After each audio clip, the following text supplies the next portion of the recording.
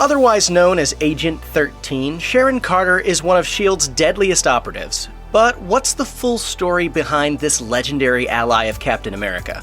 From her family roots to her most dangerous missions, this is the untold truth of Sharon Carter. One thing worth knowing is that Sharon Carter wasn't actually the first Agent 13. Her aunt Margaret, Peggy Carter, holds that distinction. During her time as Agent 13, Peggy fights in the French Resistance, falls in love with Captain America, and takes on the first iteration of Hydra. Naturally, Peggy is heartbroken when Cap disappears. However, she quickly overcomes her grief, joins a number of different spy agencies, and eventually becomes an agent of S.H.I.E.L.D. Her older brother Harrison later welcomes a daughter named Sharon, and the two become very close. In fact, Sharon sees Peggy as something of a personal hero. Having grown up dazzled by tales of her aunt's wartime exploits, Sharon decides to join S.H.I.E.L.D. and even adopts her aunt's old code name. But then Peggy suddenly relapses into grief for Cap and is placed into an asylum. She becomes so delusional, in fact, that she imagines Sharon to be her kid sister and Harrison to be her father. This strange plotline was introduced mostly because of the increasing time lag between World War II and the modern era. In the end, it turns out that Peggy is being manipulated by Dr. Faustus, but Cap rescues her and she snaps out of her delirium. Cap finally convinces Peggy that they can never be together, although he conveniently leaves out the part about him dating Sharon.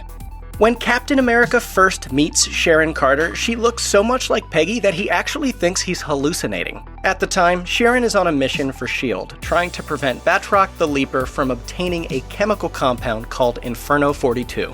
They later reunite while trying to take down AIM and MODOK. Soon after, she helps Cap and Black Panther bring down Baron Zemo after the notorious villain obtains a death ray, and these are just a small handful of Agent 13's adventures in the Silver Age of comics. Sharon works frequently with Steve Rogers during this era, but Cap never fully embraces her as a partner. Unfortunately, he's always too worried about her personal safety to realize how lethal and useful she can be. It doesn't help that he's also kinda obsessed with Bucky's death at this point and can't stand the thought of losing another partner. Both Captain America and Sharon Carter flirt with retirement on multiple occasions, always in the hope that they might settle down together. Cap is the first to consider this when they're reunited for the first time. Heck, he even makes plans to propose to her. When he realizes he's about to be replaced by a bunch of cosplayers, however, he realizes that he can't hang up the shield just yet. Nonetheless, Cap tries to get Sharon to quit on multiple occasions. At first, she's resistant to the idea, but she eventually agrees to take an inactive role with S.H.I.E.L.D. that places her firmly on the sidelines. Later, Sharon regains her full-time role with S.H.I.E.L.D. as Nick Fury claims her PhD and metaphysical psychology makes her too valuable an agent to lose. Sharon is subsequently put in charge of an all-woman cadre of S.H.I.E.L.D. agents called the Femme Force. There is a brief time during which Sharon decides she's had enough of S.H.I.E.L.D. and finally quits to be with Cap. Not long after, however, Cap defeats the Secret Empire and learns that it's headed by a high-ranking government official. He's so disillusioned by this revelation that he quits his role as Captain America, and when Hawkeye talks Steve into becoming a new kind of hero, Sharon is less than enthused by the idea. You didn't see that coming? Ultimately, Cap's decision to walk the hero's path puts an end to his dreams of living an idyllic life with Sharon. Even by the standards of the Marvel Universe, Dr. Faustus is a truly vile villain. His entire modus operandi is violating people's free will to make them his mind slaves, and the subtle nature of his powers make him especially difficult to root out and destroy. He manipulates Peggy Carter for years, although he never learns anything of much use. Then William Burnside, the twisted Captain America of the 1950s, comes under his control, compelling him to become the leader of a neo-Nazi group called the National Force. At this point, Cap and Sharon have been on again, off again for a long time. She's still mad at him for choosing life as Captain America over her, and is busy flirting with her neighbor, the pacifist Dave Cox. Sharon soon returns to active duty and ends up acting as a S.H.I.E.L.D. liaison for the New York police during their investigation of the National Force. When she goes undercover, however, she quickly comes under the influence of Faustus, who makes her one of his foot soldiers. During a battle against the National Force, Cap loses sight of Sharon, who is later revealed to have self-immolated alongside a number of other National Force agents. For all intents and purposes, Sharon Carter is dead. Except, of course, she isn't. What a twist. It's eventually revealed that Sharon has actually been sent on a deep cover mission in Europe, but something went wrong along the way. She got completely cut off from S.H.I.E.L.D. and ended up behind enemy lines, and it took her years to make it out, with Captain America convinced that she was dead the whole time. Now, at this point in comics canon, the super soldier serum has begun to take a toll on Cap's body. Just as he's about to die, Sharon and her team whisk away his body and give him a total blood transfusion from the only other person with the serum running through their veins, the Red Skull. As it turns out, the Red Skull, who has been inhabiting a clone of Cap's body for years, arranged the rescue because he needs the real Cap to retrieve the Cosmic Cube. The cube is being held by a group of fanatics from AIM called the Kuba Cult, a group Sharon has successfully infiltrated. She puts the cube in Cap's hands, knowing he'll use its power for good, but Cap gets trapped inside it, with Adolf Hitler of all people. Of course, he soon triumphs, escapes, and defeats the Red Skull. Cap and Sharon are reunited, and their on-again, off-again relationship is finally turned back on. After the Civil War conflict between Steve Rogers and Tony Stark turns deadly, Captain America decides to end the bloodshed by turning himself in. On his way to his trial, however, he's gunned down by a mysterious sniper. Shortly after the news of Cap's death goes public, Cynthia Sin Schmidt, daughter of the Red Skull, corners a frantic Sharon in a hospital bathroom. She then tells Sharon that Dr. Faustus has a message for her. Remember. Sharon realizes to her horror that she has killed Captain America. It turns out that this whole mess has been part of an elaborate brainwashing scheme perpetrated by the Red Skull and Dr. Faustus, who installed a subconscious trigger in Sharon's mind and used her to seemingly kill Cap. Thankfully, it turns out that Cap was merely displaced in time, so Sharon enlists the aid of him and Reed Richards to bring him back to reality. After Captain America returns from his time travel pseudo-death, he and Sharon become closer than ever.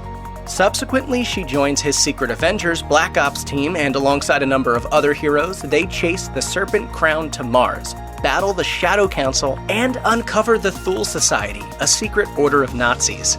Then, when Peggy Carter finally dies of old age, Sharon, Cap, and their allies come together to mourn her passing. At the funeral, however, a sniper starts shooting at them, and they quickly learn that the assailant is the World War II hero codenamed Bravo. Bravo was lost on an extra-dimensional mission, eventually returning and aligning himself with a new version of Hydra. Cap is subsequently trapped in the extra-dimensional land of nowhere, but Sharon, alongside Fury and the Falcon, steps up to rescue him. One of the weirdest Cap stories ever begins when a mysterious subway car arrives at an abandoned station in New York. Cap climbs on board, but Sharon doesn't, as it only has room for one.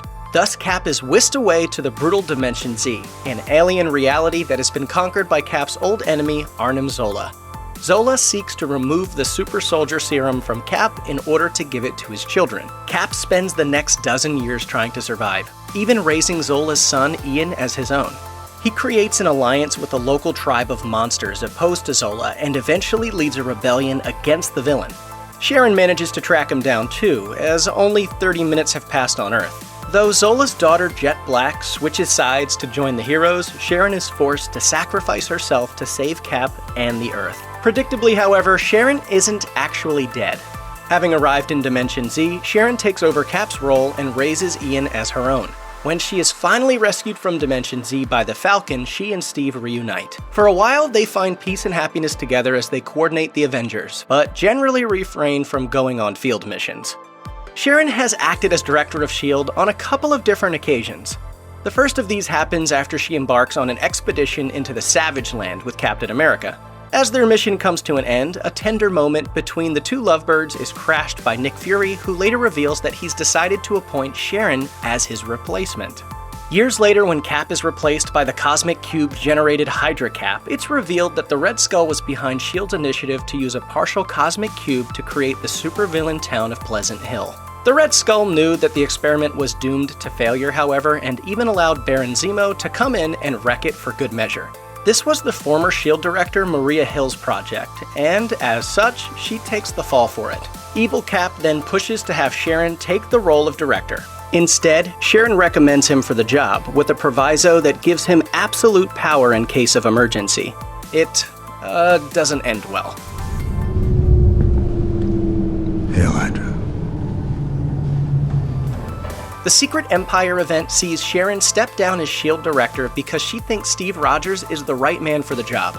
Unfortunately for her and everyone else, a young sentient cosmic cube named Kobik has been brainwashed by the Red Skull, rewriting reality such that Steve Rogers has always been a deep cover Hydra agent.